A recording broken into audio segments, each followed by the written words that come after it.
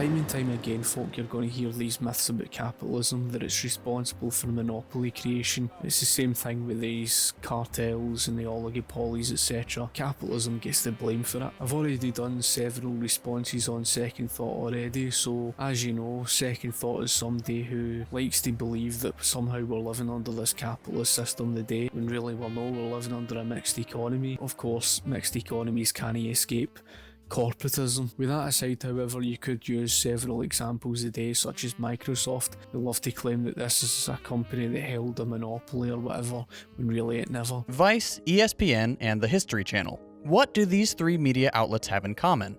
Despite their different target audiences, they're all owned by the same company, Disney. First of all, folk, he's going on about a merger.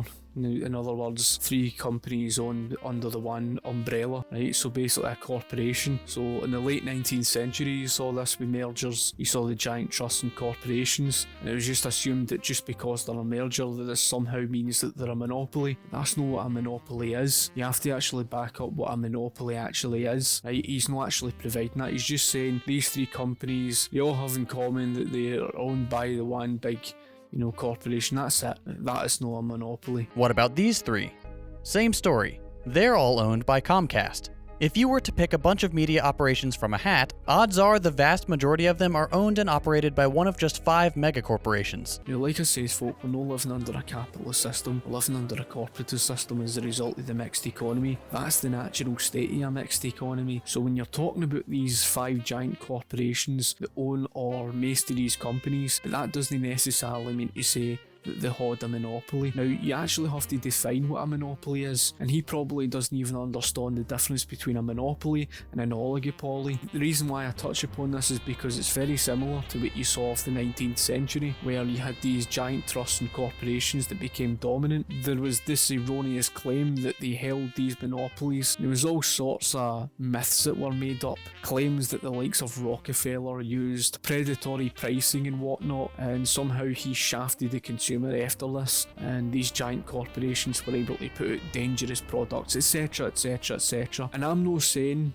that there isn't yet oligopolies and monopolies today, but this is because of the corporatist system. But he doesn't actually go on to explain whether they're a monopoly or not. And when you're talking about what defines a monopoly, you're talking about a company, an industry that would own the market 100%. There's no competition. They're able to restrict the productive output and increase the cost of goods and services that they're paying at a higher cost. So they're shafting the consumer, basically restricting productive output to increase the costs on the consumer. He doesn't go into this, however. He just jumps to the conclusion, here's a merger, therefore this is somehow a monopoly, as you'll hear soon. Since the early 1980s, the number of media companies controlling the bulk of US media has shrunk from 50 to just 5.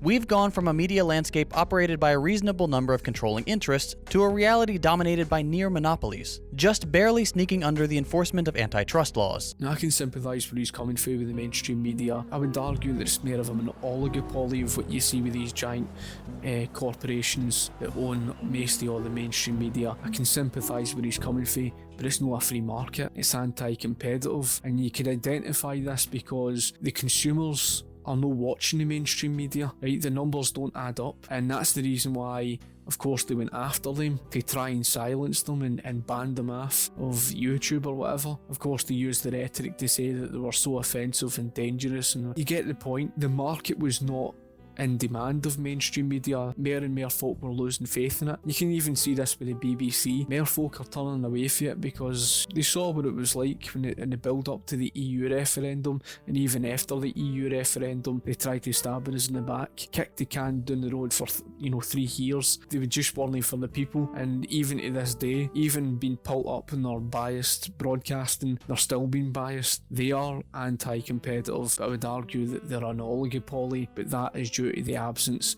of the market. Now, of course, you've got the argument today with big tech. Now, the issue with big tech I can more than understand, but of course I don't believe the solution to the problem is antitrust. Now, Facebook and Google gained, of course, dominance. You could argue that they did gain a helping hand through that of today with the subsidies and whatever. All credit to them, they were very innovative, and it's how they became dominant to begin with. Does that mean to say that they're a monopoly or no? That's to do with something questionable. Merging is what you would see. It just so happened to be that the consumer went towards, the likes of these Android phones or the Apple phones. They became very popular. There's the very reason why you've got this issue. All it takes is for the consumer to turn away from them. All it takes in the market is for somebody else to come up with something new. Maybe, for example, because I've heard these Linux phones, then it's down to the consumer through choice. Will they go towards that phone? That's the other thing. Another thing, like I say, is what defines a monopoly is restricting productive output to increase the costs. Google came to an agreement with that of Apple,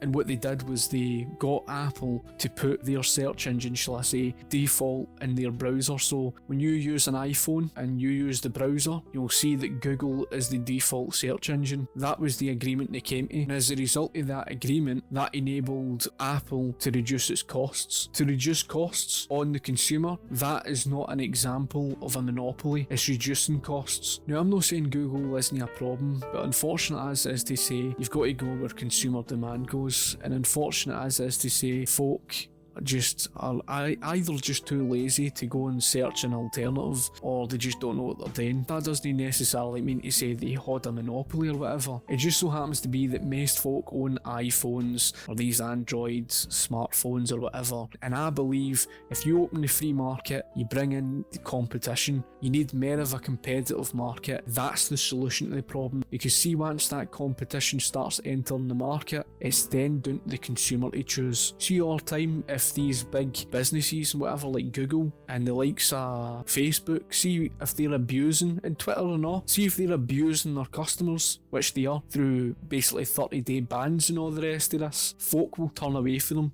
And they were turning away from them, and they were going to the likes of Gab and even Parler. Now, like I says, I acknowledge the fact that there is a problem, and like I says, the antitrust, the real rationale of it wasn't there to break up monopolies. In fact, these supposed monopolies that they were supposedly breaking up weren't even monopolies at all. They were actually benefiting the consumer. What the antitrust legislation did was it protected those with special interest favours, those who were actually charging the consumer more. In other words, the very companies who were inefficient, incompetent, and knew they could not compete had their own self-interest to lobby Congress for special interest favours in order to beat out their market competition. You saw that with the farmers. The late 19th century proves that. The New York Times itself, which was initially a proponent of the antitrust legislation in 1890 after it was passed, basically wrote all the antitrust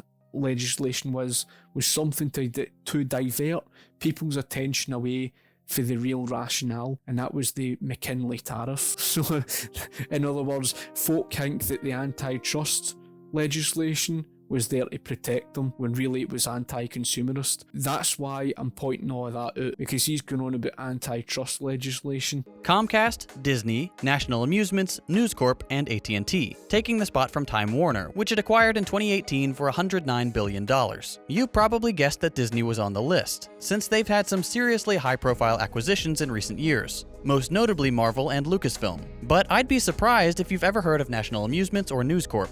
These incredibly bland names and their lack of public-facing operations are intentional. Why draw attention to yourself as one of a tiny number of corporate behemoths when people only care about a select few of your properties? Whether you're watching CBS News, scrolling through GameSpot, or reading a book published by Simon & Schuster, you're patting the enormous wallet of National Amusements. And you'd never suspect that these three very different operations are run by the same company. The same goes for News Corp. They own National Geographic, Fox News, and HarperCollins. Altogether, the Big Five are worth over $400 billion, controlling something like 90% of all US media, including news networks, Hollywood movie studios, and print publications, and they reach nearly 100% of all US households. Again, he's not really going into the definition of what a monopoly is. I would say there is a problem there, especially when I've seen what the mainstream media are like. A free market economy and a capitalist system would create more of these companies, much like Netflix. When it comes to a free market economy, it would fix the problem. You would be able to get so many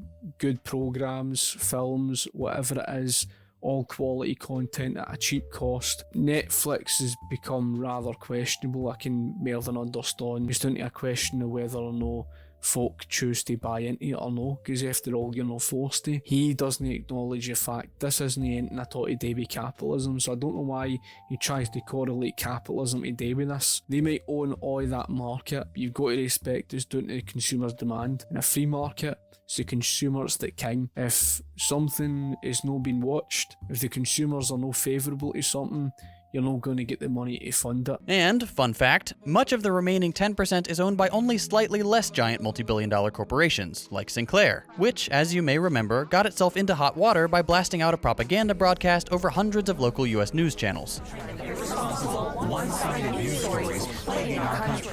So, how exactly are they allowed to do this? Surely having just 5 companies dominate the nation's media is considered monopolizing, right? Well, no, but just barely. Let's look at what it takes to be considered a monopoly. In order to be considered a pure monopoly, a single company has to have complete control over a market containing a good or service with no close substitutes. So, there you go. Since there are 5 large corporations that share the US media market, none of them qualify as a monopoly. But you don't have to be classified as a pure monopoly in order to wield monopolistic power. Now that's a load of nonsense, folk. Like I've touched upon before, even if you look at the 19th century with John Davis and Rockefeller and Standard Oil, he was forced to continue on driving down his costs, and that was because he had many competitors on his back, and I've touched upon that before. One of his main competitors was the producer and seller of the electric light bulb, and his company was selling kerosene, of course. The selling kerosene to light people's homes is never going to compete with an electric light bulb. When you look at the example of John Davis and Rockefeller, you could argue and say, well, he reduced the cost then, that was because of predatory pricing. Again, that's a load of nonsense, because predatory pricing is based on the idea that you would slightly reduce your cost below your competition, then once you've wiped out your competition, they would shaft the consumer and drive up the costs. And this is what historians actually wrote.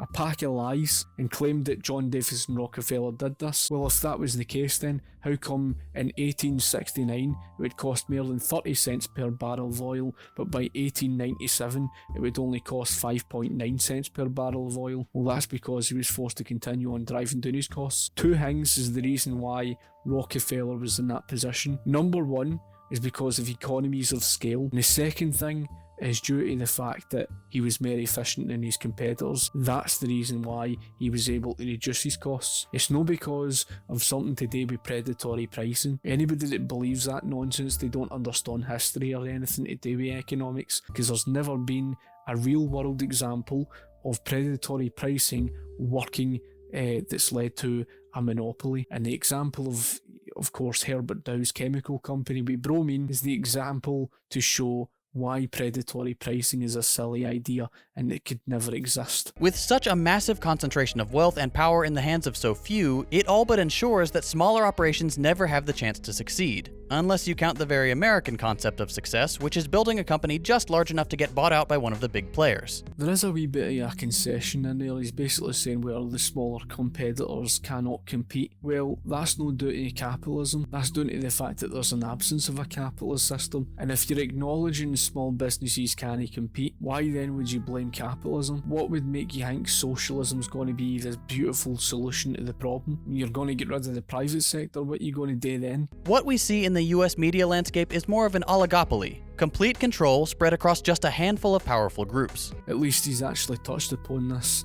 It's an oligopoly, it's not a monopoly. But how is that the fault of the capitalist system? It's the absence of capitalism. There's so much interplay and deal-making within these 5 megacorporations that in effect, they are a monopoly in every sense but the legal one. For example, it's not uncommon to see one of the big 5 hold a massive stake in a property owned by another of the big 5. That's inaccurate. A monopoly is actually when you restrict the productive output and you've basically shafted the consumer because it drives up the costs. Of course, it's not just as simple as a company that, buys in and owns a large share of another. It doesn't necessarily mean to say that it's a monopoly. And for all you know, that these, giant corporations and companies could benefit other companies. For example, that company could buy a large share into that company and save it money and cut its costs and that passes off onto the consumer and the consumer benefits for it. It's not a case that you can just manipulate the definition of monopoly. It's not as simple as that. But if there were so many more media corporations as recently as the 1980s, how did we get to the dystopian, all-powerful corporate landscape we see today?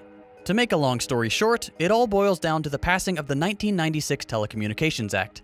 This piece of legislation was supposedly intended to deregulate the increasingly tangled broadcast and telecommunications markets, allowing anyone to enter and compete in the industry. Whatever the intended result was, the actual outcome was simply the rapid consolidation of power in the hands of fewer and fewer massive corporations. In the 2003 edition of Howard Zinn's A People's History of the United States, he notes, "The Telecommunications Act of 1996 enabled the handful of corporations dominating the airwaves to expand their power further. Mergers enabled tighter control of information." He was right, and it only got worse. The decade before the Telecommunications Act, 50 companies controlled the majority of the media landscape. By 1992, that number had fallen by 50%. And after the passage of the new TV and broadcast legislation, the number quickly shrank even further. So he talks about the Telecommunications Act in 1996, and he's saying that this is why you've got this anti-competitive market today, with this oligopoly. Now, all it took was a wee bit of independent research, and you can see immediately how deeply flawed his argument is, as follows. Unquote.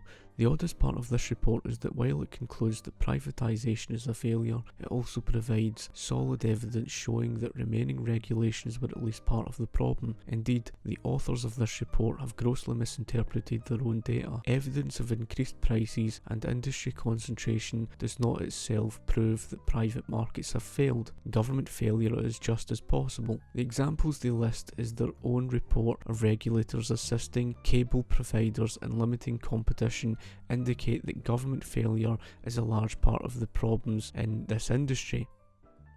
This report admits that in the days when cable was challenging airwave broadcasters, regulators did not hesitate to grant exclusive franchises to cable operators. It speaks specifically of a long history of successful regulatory lobbying by the cable industry. This report claims that lobbying of regulators resulted in a variety of tactics to deter competition. It claims that regulators protected and favoured cable incumbents for years. Licensing policies have directly or effectively barred competition in many local markets. Such practices are no longer official. Cable companies still succeed in enlisting the help of regulators to bar direct competition. Incumbent cable companies have also gotten regulators to use level playing fields laws to increase the cost of entering the cable market. Cable companies have also saddled new competitors with disproportionate shares of subsidies for public education and government programming. The cable industry has also succeeded in getting the FCC to quash new competitors with the prices for least access no competitor could pay and remain commercially viable. So he's trying to say that the 1996 Telecommunications Act, that as if it's this definitive answer, without question, that this is the very reason for why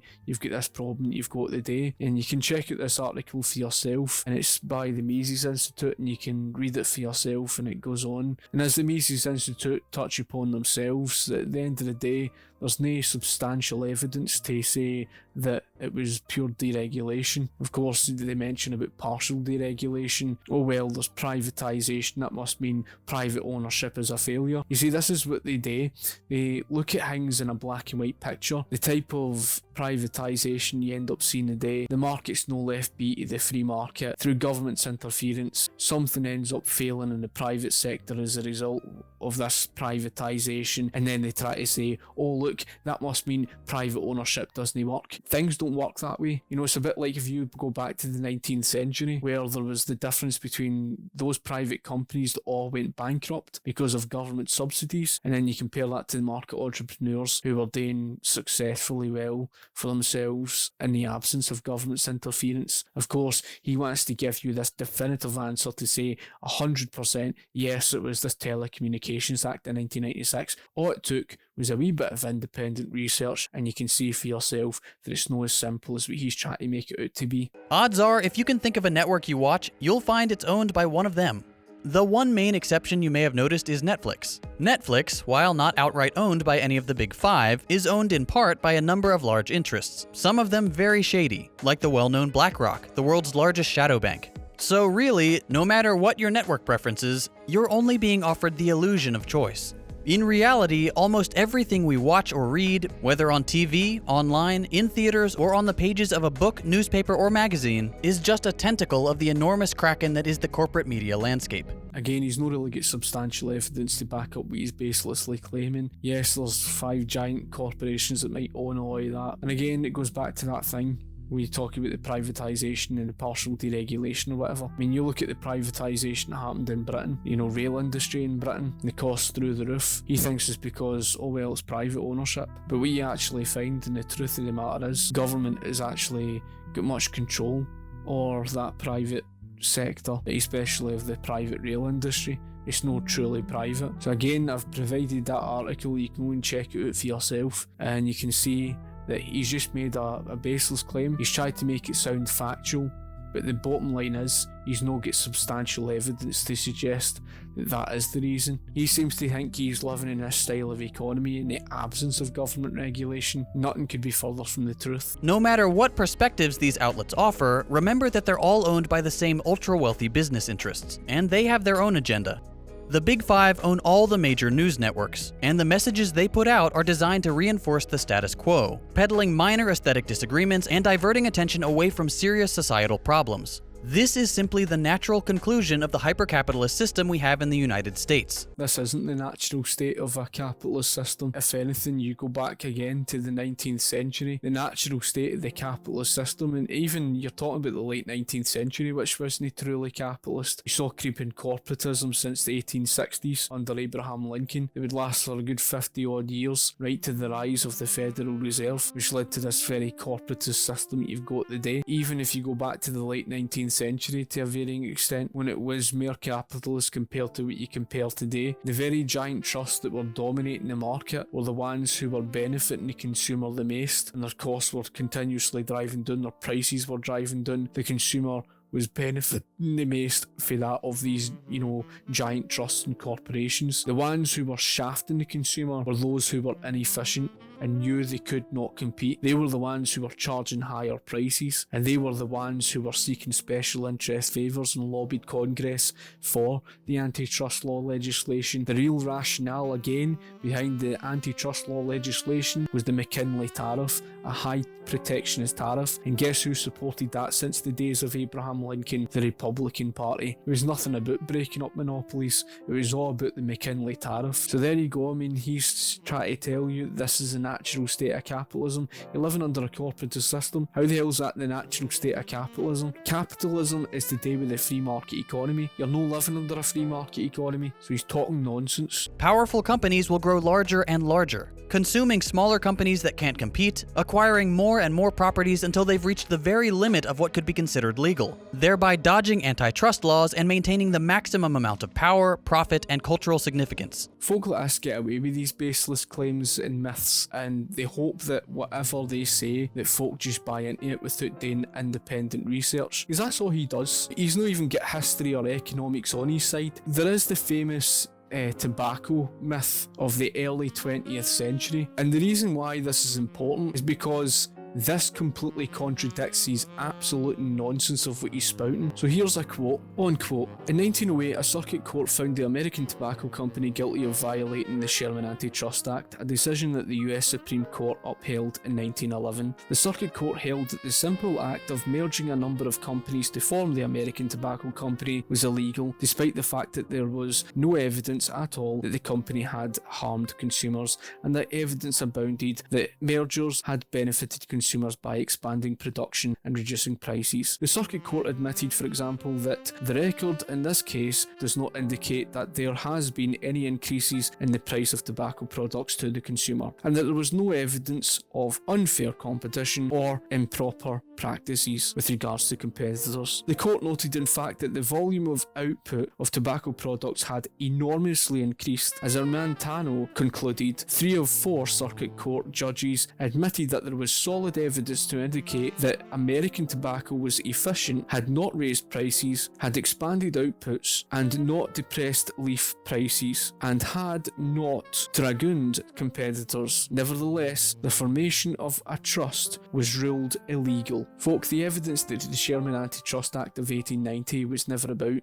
breaking up monopolies. Thomas J. DiLorenzo points out between 1880 to 1890, 17 such industries that he looked into that were accused of holding monopolies. Their productive output in that decade increased by 175%. As soon as the Sherman Antitrust Act was passed in 1890, of course you go forward to that of 1908 with that of the tobacco company, and there you have another example, a higher level of productive output, the evidence that they were not harming the consumer was getting cheaper prices, but despite that evidence prevented the trust from forming. They didn't want a trust forming that would benefit the consumer. So that's why I said it's not as simple as saying, well, here's a merger, buy a large share into a company, therefore, oh wow, there's a monopoly. No, a monopoly is restricting productive output to drive the costs up to shaft the consumer. Where is the evidence of that? As we saw from the Mises Institute article, it wasn't so much the companies that caused that themselves, it's actually